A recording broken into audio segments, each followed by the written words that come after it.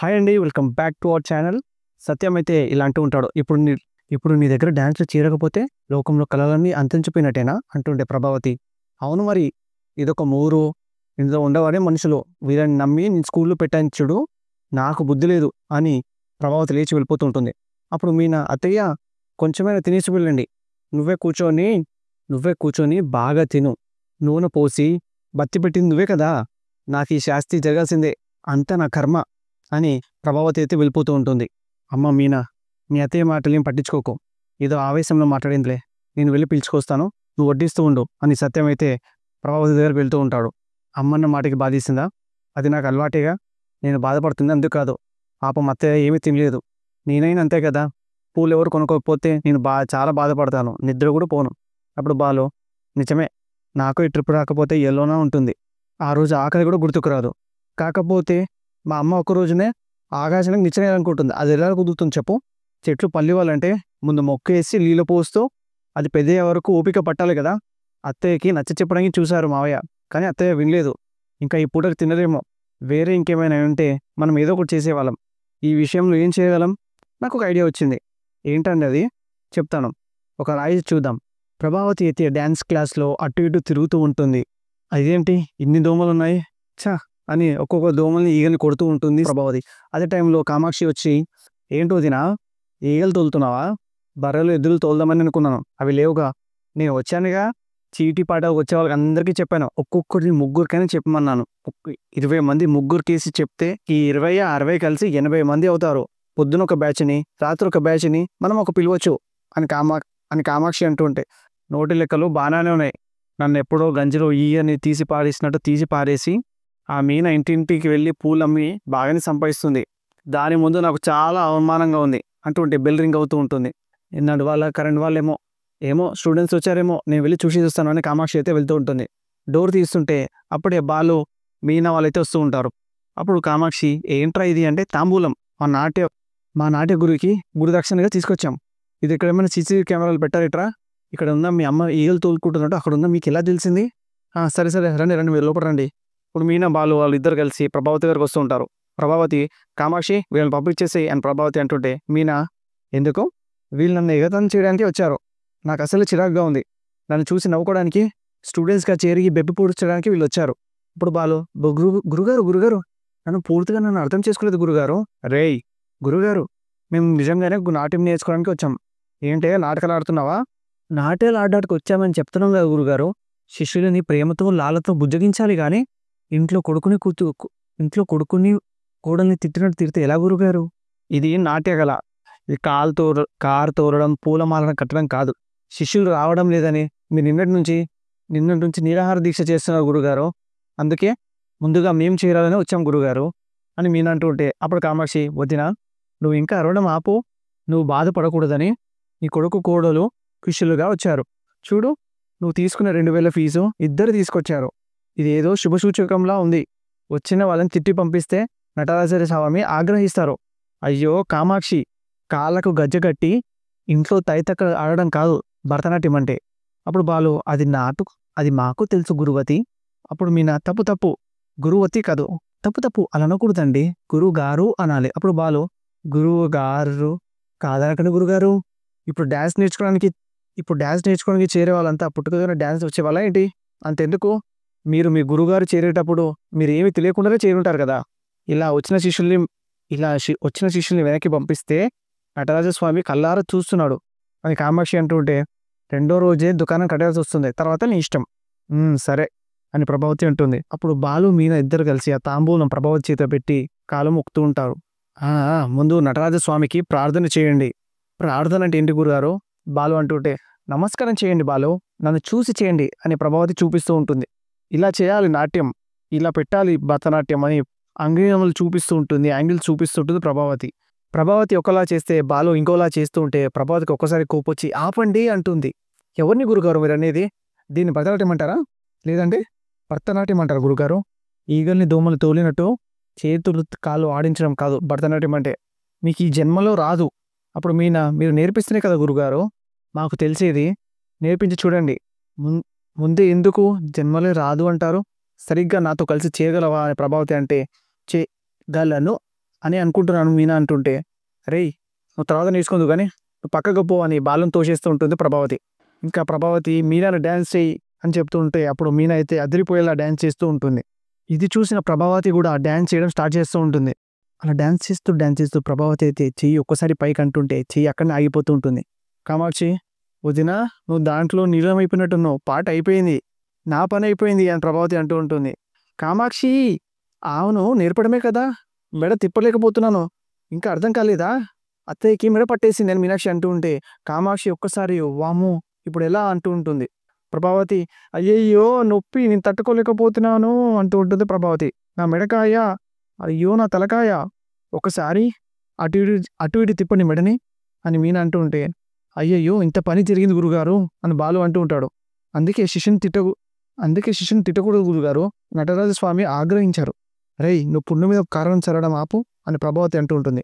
అయ్యో ఇదేంటి బా దేవుడా అని ప్రభావతి నొప్పి పడుతూ ఉంటే తిని కూర్చొని ఒంట్లో కండరాలకి పని లేకుండా పోయి బండరాల తయారైతే ఈ వయసులో నాట్యం చేస్తానని బయలుదేరావా, చూసావా ఎక్కడికక్కడికి అన్ని నరాలు ఎలా పట్టేస్తున్నాయో అని కామాక్షి అంటూ ఉంటుంది.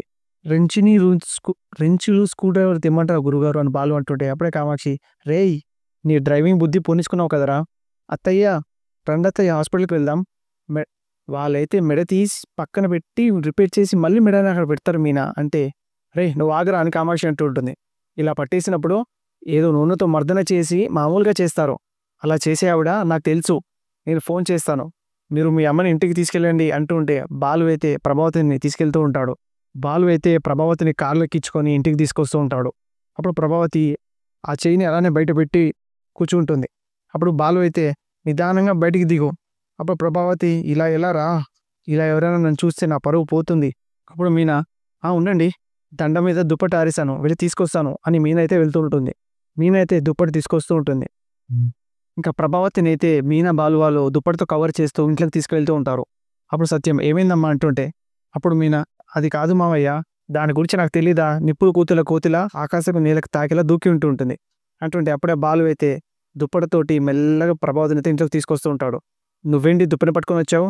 ఏం లేదు నాన్న, పాత గుడిలో శిల్పాలు ఫోజెస్ నిలబడతాయి కదా, అలానే అమ్మ కూడా నిలబడింది చూడు నాన్న అని దుప్పటి అయితే తీసేస్తూ ఉంటాడు బాలు. అది చూసిన సత్యం అయితే షాక్ అయిపోతూ ఉంటాడు. నువ్వు ఎంత భరతనాట్యం నేర్పిస్తే మాత్రం దారంతా ఇలానే రావాలా, ఆ చేయి దించు, అలా దించగలిగితే ఇలా ఎందుకు వస్తానండి, ఏమైంది రా అని బాలు నడుతుంటే, బండారు ఎలా ఉండేనమ్మా, శిల్పం అయిపోయింది నాన్న. ఇప్పుడు ప్రభావతి, అరే చెయ్యి కానీ దించగలిగితే ఫస్ట్ నీ పల్లె రాలు కొడతాను అని ప్రభావతి అంటుంటుంది. అయితే నువ్వు ఇలా ఉండడమే కరెక్ట్ కదా మీద అని బాలు అంటూ ఉంటే, డ్యాన్స్ చేస్తుంటే మెడ పట్టేసింది మావయ్య. అప్పుడే శృతి అయితే వస్తుంది. అయ్యా ఆంటీ హైఫై కొట్టమంటున్నారే అని వెళ్ళి అదే చెయ్యిని వెళ్ళి ఇట్లా హైఫై కొడుతూ ఉంటుంది. ఆ దెబ్బకి నొప్పితోటి ప్రభావతి అయితే చైర్ మీద కూర్చుంటూ ఉంటుంది. అప్పుడు రవి సెంటర్లో విగ్రహం లాగా ఫోజ్ ఏంటమ్మా అంటూ ఉంటే అప్పుడు మీనా డ్యాన్స్ చేస్తుంటే అత్తయ్యకి మెడ పట్టేసింది. ఈ వయసులో డ్యాన్స్ అవసరం అంటే విన్నామా, ఇది వయసులో నీకు డ్యాన్స్ అవసరం అంటే విన్నావా, చెట్ల మీద పళ్ళు కోయడానికి చేయి ఎత్తినట్టుంది. అప్పుడే రోహిణి కూడా వచ్చి, అయ్యయ్యో ఏమైంది? అప్పుడు ప్రభావతి, చెప్పు అందరికీ చెప్పు, బయట నా బోర్డు ఉంది కదా, ఈ ఫోజులో ఫోటో తీసి దాని మీద రాసిపెట్టు. అయ్యో పాపం అత్తయ్య ఒకసారి నా వైపు చూడండి, అయ్యో నేను ఎటువైపు చూడలేను రోహిణి, నువ్వే నా మొహం నా వైపు వచ్చి చూడు అని రోహిణి పిలుస్తూ ఉంటుంది ప్రభావతి. అత్త కోడలు ఇద్దరు పోటాపోటీగా డ్యాన్స్ చేశారు. కోడల కంటే నేనే ఎత్తుగా డ్యాన్స్ చేయాలని చెప్పి మా అమ్మ ఎగిరింది, అలానే ఆగిపోయింది. మీతో ఒక మాట చెప్పనా అని సత్యం అంటూ ఉంటే, ఏది చెప్పినా నాకు కనిపించేలా వచ్చి చెప్పండి, అహంకారం ఎలాంటి శిక్ష వేస్తుందో నీ ఇప్పుడైనా అర్థమైందా, ఈ పరిస్థితుల్లో ఇలా కూడా నన్ను అగతాళి చేస్తున్నారా, ఇదంతా మీ కొడుకు కూడలే కక్ష కట్టి పగపంచుకున్నారు నా పైన. అప్పుడు మేమేం చేసాం అత్తయ్య, శిష్యులు రాలేదని మీరు భోజనం మానేస్తే మీరు తినాలని మేమే శిష్యుల్లో చేద్దామని వచ్చామా, అది మా తప్ప, నాటకాలు ఆడకే నాకంతా తెలుసు. అప్పుడు సత్యం అయితే ఇంత జరిగిన తర్వాత కూడా నీకు బుద్ధి రాలేదని ప్రభావతిని తిడుతుంటే అప్పుడే కామాక్షి అయితే ఒక ఆవిడని తీసుకొస్తూ ఉంటుంది.